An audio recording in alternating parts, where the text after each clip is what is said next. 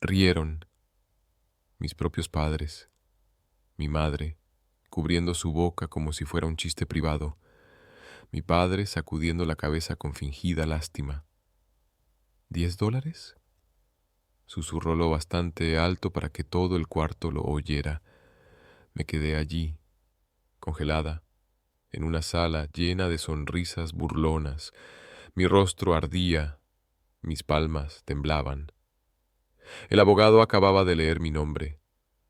Adana Harper, $10. Eso fue todo. Sin explicación, sin disculpas. Solo $10. No me sorprendió el silencio que siguió, solo las risas crueles de una familia que siempre me hizo sentir como una ocurrencia tardía. Pero entonces, el señor Whittaker, el abogado, carraspeó. En realidad, dijo, ajustando sus gafas, hay una carta privada dirigida únicamente a Dana. El cuarto quedó en un silencio sepulcral y por primera vez en mi vida vi miedo en los ojos de mis padres. No tenían idea de lo que venía. Yo tampoco. Nací en una familia donde el éxito se planificaba antes de que pudieras caminar. Los Harper no éramos solo ricos, éramos un legado. Mi abuelo construyó un imperio manufacturero desde cero y mis padres lo heredaron como realeza. Todo, hasta el color del papel de envolver navideño, seguía reglas. Desde pequeña quedó claro que no encajaba.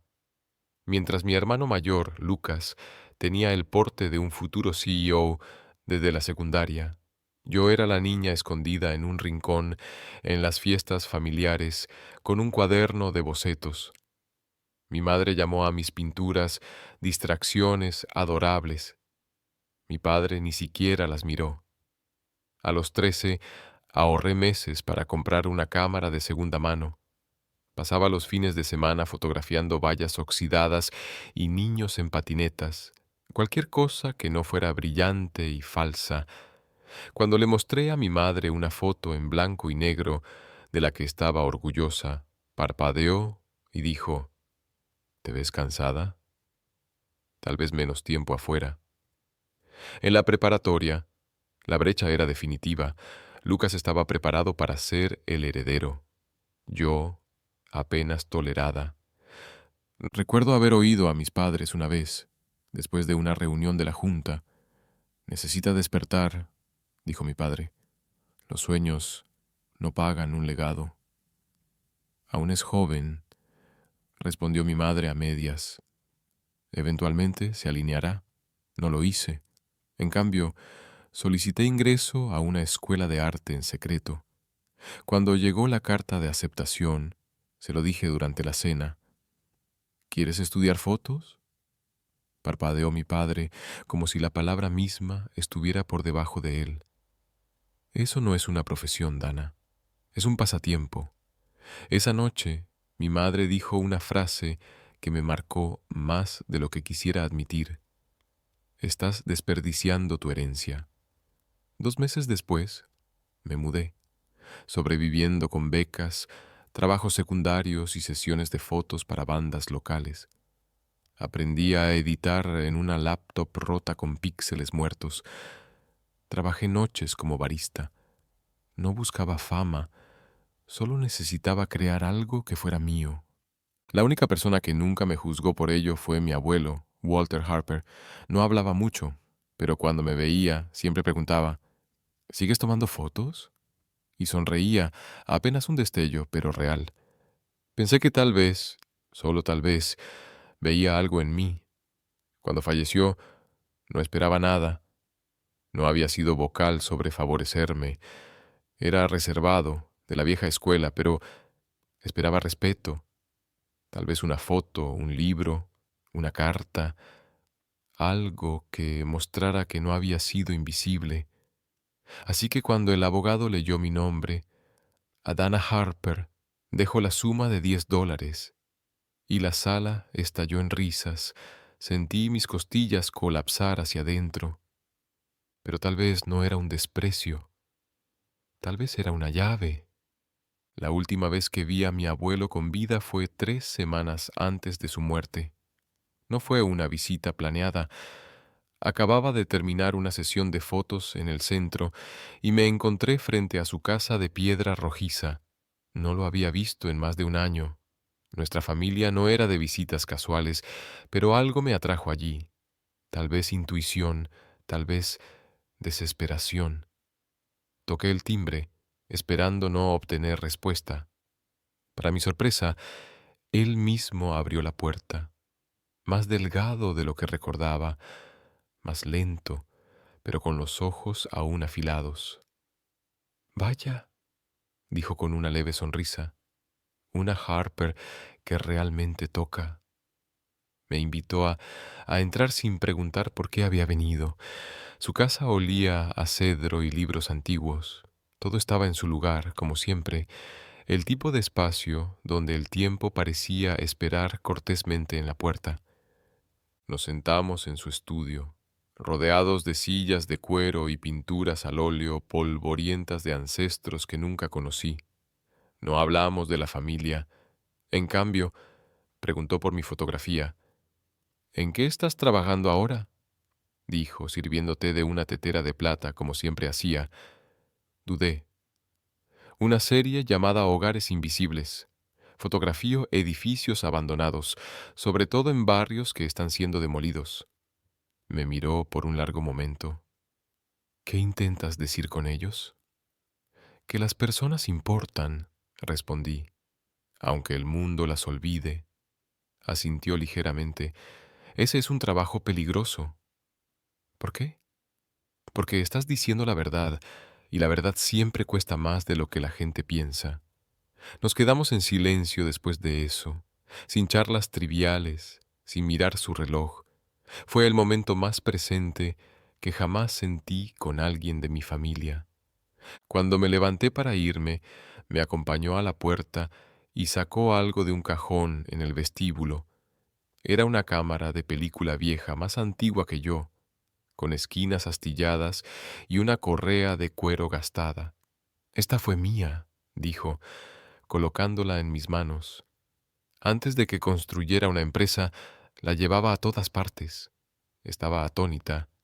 «No sabía que tomabas fotos». No respondió de inmediato, solo miró por la ventana.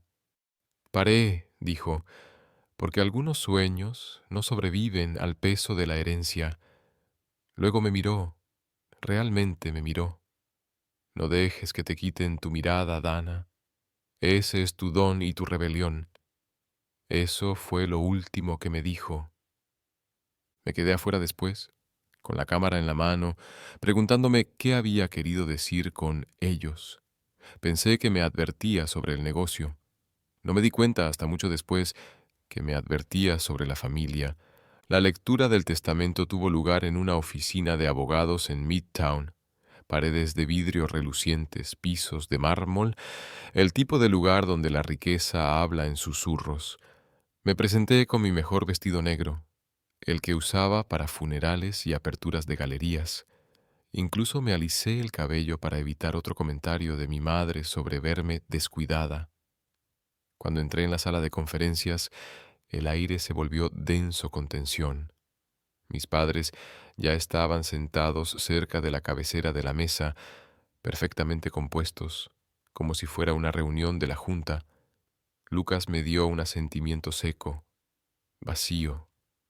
Mi madre ni siquiera giró la cabeza. Mi padre levantó una ceja, como si hubiera olvidado que yo estaba en el testamento. La sala se llenó rápido, primos, cuñados, tíos y tías que no veía en años, todos con ese brillo ansioso en los ojos. El aroma a colonia, cuero y competencia silenciosa flotaba en el aire. El señor Whittaker, el abogado de la familia, entró exactamente a las 10 de la mañana con una carpeta gruesa y un rostro sereno como tallado en granito. «Gracias a todos por venir», dijo, tomando asiento. Comenzó con lo esperado: una casa de vacaciones en Vermont para la tía Lidia, acciones para varios primos, una colección de armas antiguas para Lucas, naturalmente. Mi madre recibió un collar heredado de mi abuela. Mi padre, una cartera de propiedades inmobiliarias, y una carta manuscrita que no pude leer desde de donde estaba. Esperé, en silencio, con las manos cruzadas bajo la mesa para ocultar su temblor. Entonces, los ojos de Whittaker se posaron en mí.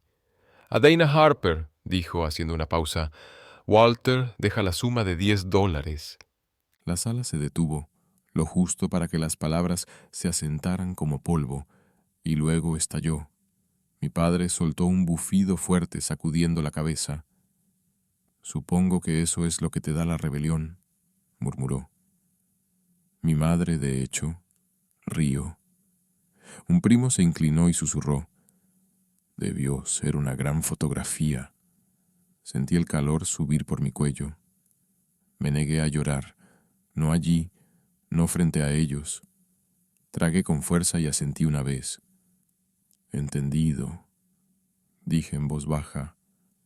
No era el dinero lo que dolía, era el mensaje. Siempre supe que era diferente, una extraña en mi propia sangre. Pero escuchar mi nombre leído como una nota al pie, escuchar a mis propios padres reír como si fuera un chiste, eso fue algo completamente distinto. Quise levantarme y salir, casi lo hice, pero entonces el señor Whittaker carraspeó. Hay una cosa más, dijo, y así la sala quedó en silencio. Whittaker me miró directamente, luego volvió a su carpeta. Hay un apéndice privado, dijo con cuidado, destinado solo para Dana. Esa frase cayó como una piedra en el centro de la sala. Mi padre frunció el ceño. ¿Qué significa privado?, preguntó. Mi madre se movió en su silla. Ya recibió lo que le correspondía, dijo con frialdad, aún presumida por el anuncio de los $10. Whittaker no se inmutó. El señor Harper dejó un sobre sellado a mi custodia. Contiene instrucciones y debe leerse en privado. Dana, ¿te importaría pasar a la oficina contigua? La sala zumbó al instante. Murmullos, sospechas, miradas de reojo. Mis padres no intentaron ocultar su irritación. Lucas parecía confundido, como si hubiera perdido algo crítico en el memorándum familiar. Me levanté lentamente, con el corazón latiendo en mi pecho. No hice contacto visual con nadie. Mientras seguía a Whittaker por el corto pasillo, sentía cada mirada en mi espalda. El aire en la sala más pequeña era más fresco, más silencioso. Mi pulso era ensordecedor. Whittaker cerró la puerta suavemente detrás de nosotros. Sobre el escritorio frente a mí había un sobre grueso, color crema, con mi nombre escrito en cursiva delicada. Reconocí la letra al instante, la de mi abuelo. Para ti, dijo Whittaker suavemente. Lo tomé con ambas manos. Se sentía más pesado de lo que parecía. Me volví hacia él. ¿Lo leíste? Negó con la cabeza. Me instruyeron no hacerlo, pero me dijeron que te diera tiempo. Tómate el que necesites. Asentí, con la garganta seca. Salió de la sala sin otra palabra. Me senté lentamente y pasé los dedos por el sello de cera. Estaba grabado con un pequeño símbolo, una cámara diminuta. Solté un suspiro que no sabía que estaba conteniendo y lo abrí. Había varias páginas, todas manuscritas. Las primeras palabras me cortaron el aliento. Mi querida Dana. El primer párrafo era simple. Se disculpaba por la escena en la sala principal. Dijo que sabía que había dolido y que estaba destinado a hacerlo. Necesitaba que vieras quiénes son realmente cuando piensan que no tienes poder. Mientras seguía leyendo, el mundo a mi alrededor se desvaneció. Con cada línea, mi abuelo desentrañaba un plan secreto gestado durante meses. Los $10 de herencia eran un señuelo, un escudo. Había hecho arreglos para que la verdadera herencia evitara la lectura pública. Yo era la única beneficiaria de la Fundación Harper, no la Junta, no Lucas, no mis padres, yo. Junto con ella venía la propiedad de una galería privada, un estudio en un ático y el control del 70% del Harper Creative Trust, una compañía holding con más valor que todas las propiedades legadas en esa mesa combinadas. Y luego vino la línea que lo cambiaría todo. Rieron, Dana, pero rieron demasiado pronto. Leí la carta 3 veces antes de creerla. Mi abuelo había orquestado una transferencia de poder tan elegante, tan calculada que me dejó atónita. Según los documentos adjuntos a la carta, ahora controlaba la mayoría del Harper Creative Trust, el brazo de inversión y filantropía de la riqueza familiar que había estado acumulando activos discretamente. Mientras el resto de la familia peleaba por casas de vacaciones y relojes antiguos, yo tenía las llaves del verdadero corazón del imperio. No solo activos financieros, sino visión, legado y una elección. La carta de mi abuelo lo dejaba claro. Esta herencia venía con términos, no cadenas. No se esperaba que me convirtiera en CEO o que me sentara en salas de juntas. No se me pedía que vendiera mi alma para preservar un nombre de marca, pero se me pidió que permaneciera fiel a lo único que él creía que me separaba del resto de la familia, mi mirada. Escribió: «Tú ves el mundo, Dana. Eso es más raro que cualquier activo que haya tenido. El trust es tuyo para moldear, pero solo si prometes no convertirte en ellos». Reí entre lágrimas. En un cajón cerrado con llave en la galería que él había comprado en secreto, había una colección de mis fotografías. Cada pieza que pensé que había vendido anónimamente, cada impresión temprana que dejé ir por centavos. Las había comprado bajo alias, las catalogó, las preservó como si fueran invaluables. Había estado observándome todo el tiempo, no juzgando, no interfiriendo, solo siendo testigo. Resulta que nunca quiso dejar la empresa a alguien que hubiera memorizado las reglas. Quería dejársela a alguien que pudiera reimaginarlas.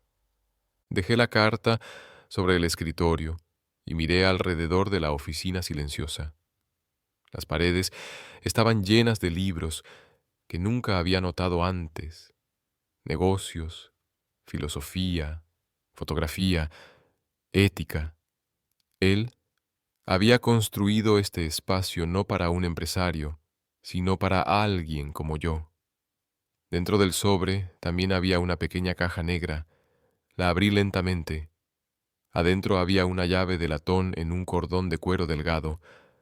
Una nota manuscrita debajo decía: «Beacon Street, último piso, tu nuevo estudio, tu verdadera herencia».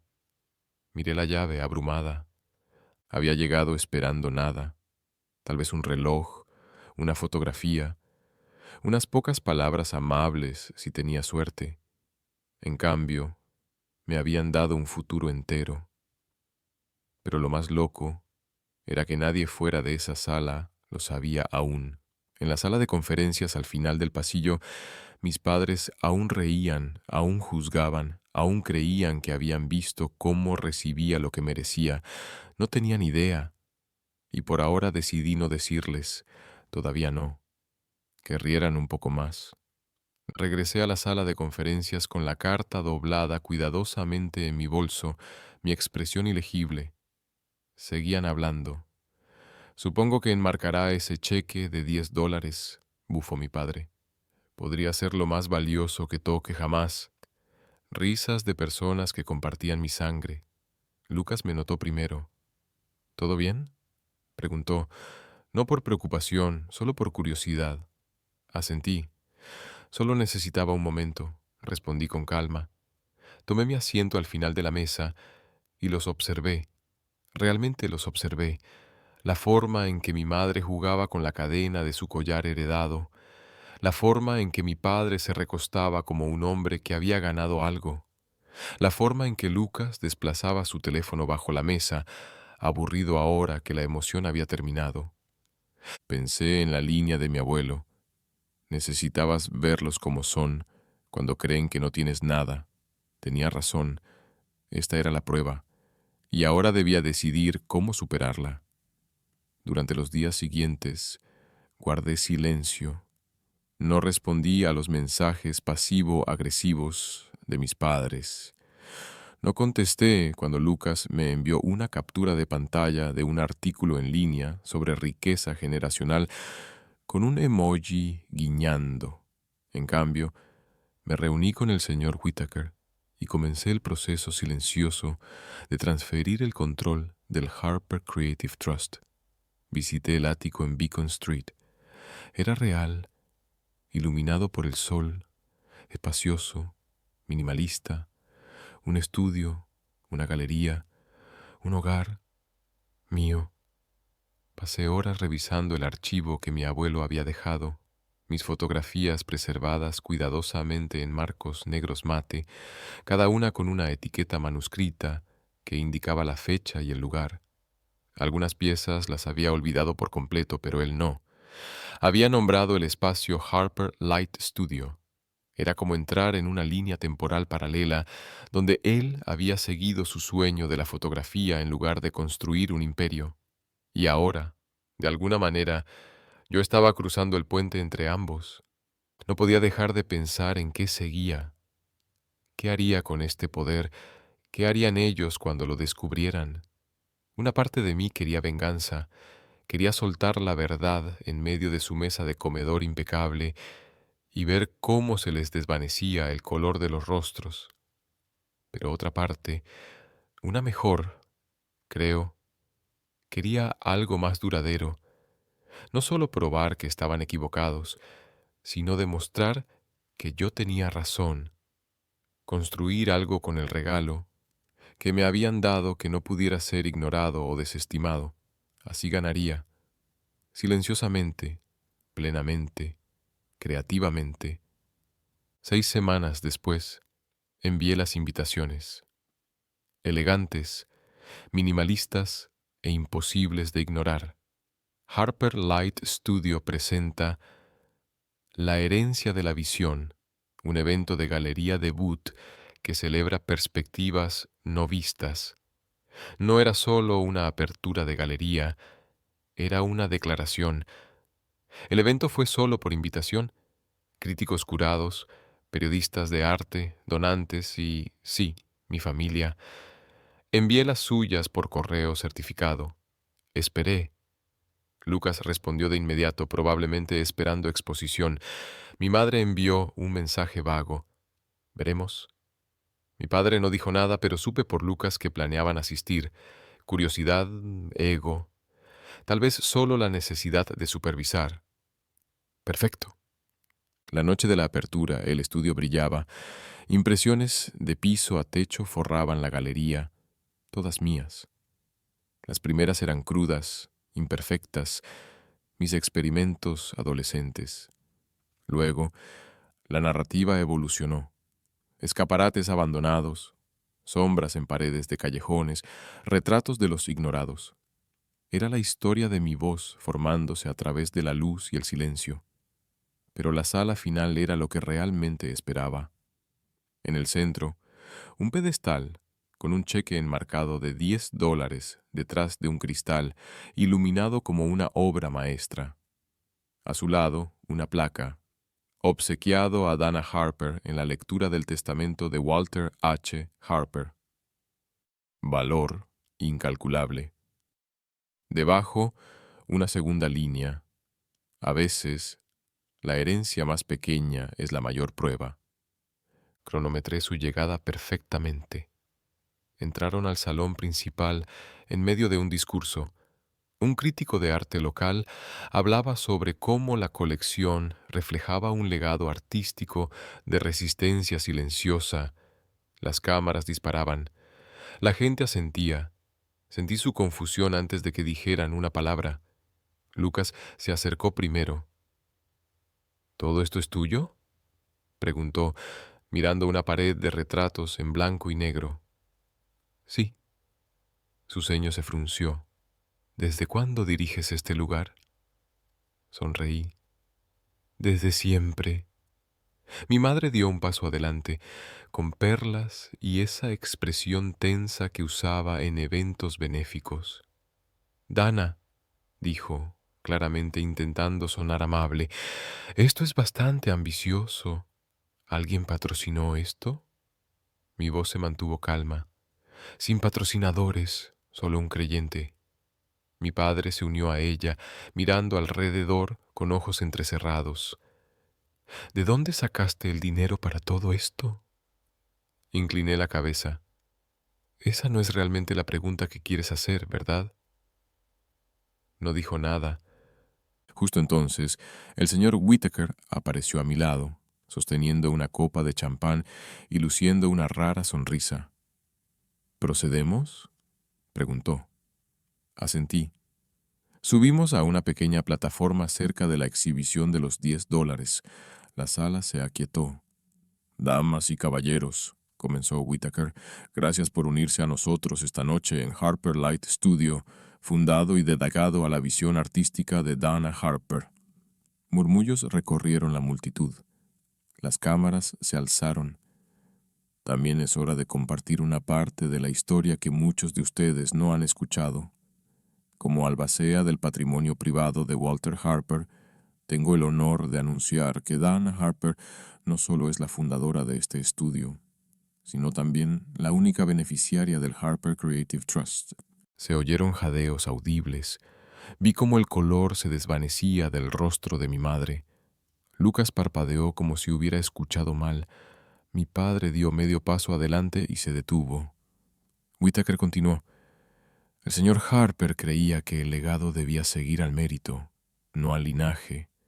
La búsqueda inquebrantable de Dana por la verdad creativa, a pesar del rechazo y la resistencia, le ganó no solo su admiración, sino su apoyo total. Levantó su copa.